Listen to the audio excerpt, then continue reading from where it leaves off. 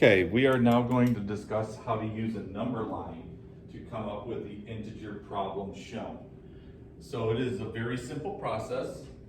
On the first step, you're always going to start at 0. So you always look for the point over the 0.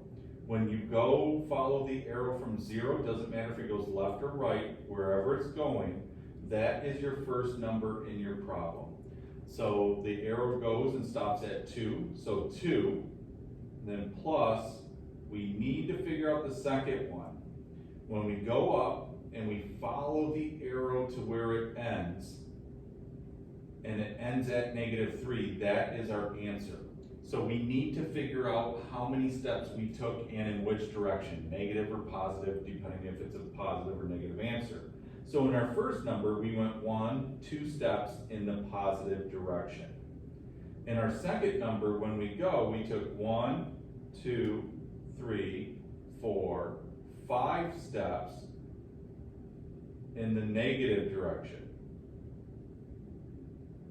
So that means that I'm doing -2 plus -5, and we end up on the answer for -3.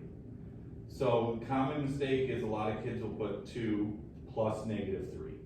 It's not. The first number you go to is your first number.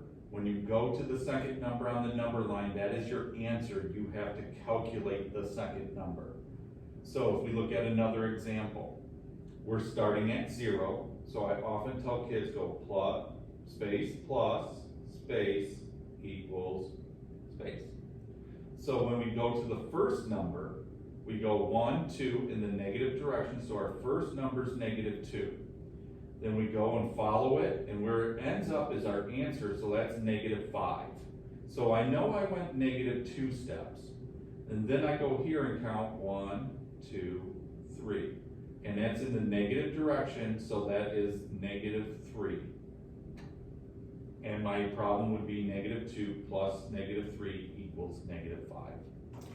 So when you're solving those, make sure you know that the last step is the answer to the problem and you should be fine.